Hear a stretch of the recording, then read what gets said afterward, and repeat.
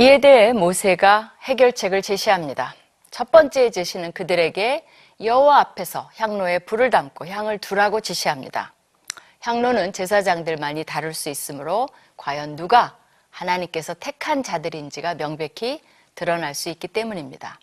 감히 여호와의 종인 모세와 아론에게 도전장을 던진 이들은 무모한 것인지, 탐욕이 지나쳐 모세와 아론을 지도자로 세우신 하나님도 눈에 보이지 않는 것인지 안하무인입니다. 두 번째로 모세는 그들에게 레위 자손들이 이미 특권층임을 상기시켜 줍니다. 그러나 이것은 고라의 무리들이 생각하는 그런 권력적인 특권의 의미가 아닙니다. 모세는 레위 자손들을 향해 이스라엘의 하나님이 이스라엘 회중에서 너희를 구별하여 자기에게 가까이 하게 하사 여호와의 성막에서 봉사하게 하시며 회중 앞에 서서 그들을 대신하여 섬기게 하심이 너희에게 작은 일이겠느냐? 하나님이 너와 네 모든 형제 레위 자손으로 너와 함께 가까이 오게 하셨거늘 너희가 오히려 제사장의 직분을 구하느냐고 문제의 전곡을 찌릅니다. 하나님께서 레위인들을 특별히 택하시고 구별해서 가까이 하게 하사 특별한 임무를 맡기시고 성막에서 봉사하게 하시며 백성들에게 사역하는 귀한 일을 주신 것, 회중 앞에 서서 섬기게 하심이 이미 그들에게는 커다란 특권임을 지적해 줍니다. 너희에게 작은 일이겠느냐? 그럼에도 불구하고 더 큰 것을 요구한다는 것은 그들의 지나친 탐욕과 명예욕임에 불과함을 지적합니다. 너희가 오히려 제사장의 직분을 구하느냐라고 힐난합니다. 세 번째로 모세는 이를 위하여 너와 너의 무리가 다 모여서 여호와를 거스리는도다. 아론이 어떠한 사람이기에 너희가 그를 원망하느냐라고 하면서 그들의 행위가 단순히 모세와 아론만 겨냥한 것이 아니라 궁극적으로 여호와를 대적하는 것임을 지적해 줍니다. 하나님께서는 출애굽기 19장 6절을 통하여 만인 제사장의 원리를 표명하신 것은 사실입니다. 그러나 그 이후에 시내산의 언약을 거치면서 하나님과 이스라엘 백성들 사이에 너무나 많은 변수들이 나타났습니다.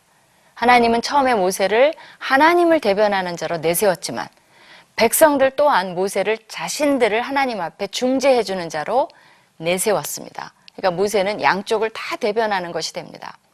그리고 백성들의 계속적인 불순종과 죄로 인하여 그들이 제사장 나라가 되기는커녕 하나님께서는 성막을 통해서 그리고 정교한 제사장 제의 등을 통해서 하나님께 나아오도록 제사장과 레위 제도를 만드셨습니다. 이러한 신정정치 하에서 모세와 아론은 하나님이 친히 세우신 지도자들이기 때문에 이들에 대한 대적은 곧 하나님에 대한 대적으로 여겨진 것입니다. 제사장과 레위인의 이 구분은요, 모세가 만들어 놓은 것도 아론이 만들어 놓은 것도 아닙니다. 하나님께서 세우신 규칙입니다. 민수기 3장 4장에 이미 자세히 기록해 놓았습니다. 너는 레위 지파 사람들이 제사장 아론을 도와 일할 수 있도록 하며 너는 레위 지파 사람들을 아론과 그의 아들들에게 배속시켜라. 그들의 임무는 아론과 그의 아들들을 돕는 일이다. 그러나 아론과 그의 아들들만 제사장 직무를 수행하게 하고 그 외에 성소에 접근하는 자는 누구든지 처형시켜라. 그렇게 기록되어 있습니다. 그들이 원한 것은 일종의 국민투표 같은 것입니다. 후보를 내세워 과연 누가 정당한 대제사장 감인지를 결정해 보자는 태도입니다. 고라는 아마 자신이 있었던 모양입니다. 하나님의 질서를 뒤엎고 자신의 질서를 세우려 합니다. 고라 일당의 반역은 바로 이러한 하나님의 말씀에 대한 정면 도전이요, 불순종인 것입니다. 제사장의 직무를 다른 자들이 하려고 하거나 접근이라도 하면 거기에 대한 형벌은 죽음입니다. 하나님의 위계 질서를 자신들의 논리로 함부로 뒤집어 엎을 수는 없는 것입니다. 모세는 하나님이 이미 그들에게도 특권과 은혜를 주신 것을 상기시켰으나 그들은 그것을 불공평과 불만으로 받아들인 것입니다. 궁극적으로 하나님이 세우신 권위에 대한 도전인 것입니다. 이번에는 모세가 또 다른 불만 세력의 주동자인 르우벤 지파 엘리압의 아들 다단과 아비람을 부르러 사람을 보냅니다. 민수기 26장 9절에 보면 엘리압의 아들은 느무엘과 다단과 아비람 이렇게 세 사람이 기록되어 있습니다. 그런데 그 중에 다단과 아비람만이 고라의 무리에 들어가서 모세와 아론을 거슬러 여호와께 반역했다고 되어 있습니다.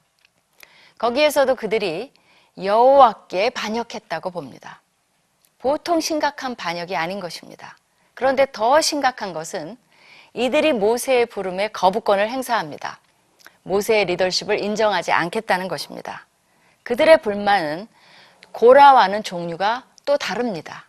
이들은 또 어떤 생각을 갖고 쿠데타에 합류한 것일까요?